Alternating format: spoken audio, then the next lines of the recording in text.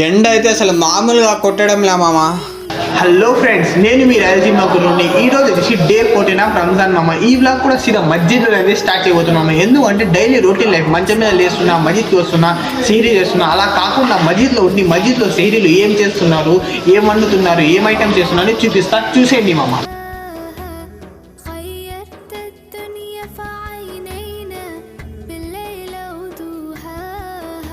ఇంకా మా మస్జిద్లో వచ్చేసి చికెన్ ఫ్రై అలాగే ఘీ రైస్ అయితే చేశారు మామ. ఇంకా లేట్ చేయకుండా అల్హమ్దుల్లా సెహరీ కంప్లీట్ చేసుకుని ఇంటికి వెళ్ళి వాటర్ తాగేసి ఇంకా సీదా నమాజ్ అయితే వచ్చేసాం మామ. ఫజర్ నమాజ్ టైం అయిపోతుండే ఇంకా మస్జిద్కి వెళ్ళిపోయి ఉజు చేసుకుని అల్హమ్దుల్లా ఫజర్ నమాజ్ కంప్లీట్ చేసుకుని ఇంటికి వెళ్ళిపోయి పండుకొని కాసేపు లేచిన తర్వాత జోహర్ నమాజ్ టైం కూడా అయిపోయింది మామ. ఇంకా మస్జిద్కి వెళ్ళిపోయి అల్హమ్దుల్లా జోహర్ నమాజ్ అయితే కంప్లీట్ అయితే చేసుకున్నాం. సో వెల్ టుమారో సెహరీ వచ్చేసి మీరు ఏ కామెంట్ చేస్తే దాంట్లో అయితే నేనైతే సెహరీ ఉంటాను మామ. తప్పకుండా కామెంట్ సెక్షన్లో కామెంట్ చేయండి మామ, దేంట్లో సెహరీ చేయాలో. ఇంకా అలా సుండపల్లికి పోయి కొంచెం పని కంప్లీట్ చేసుకుని ఇంకా సీదా మస్జిద్ అయితే వచ్చేసాం మామ. ఇఫ్తారీ టైం అయిపోతుంటే అల్హమ్దుల్లా డే 14 కూడా సక్సెస్ఫుల్లీ కంప్లీట్ అయితే చేసుకున్నాం మామ.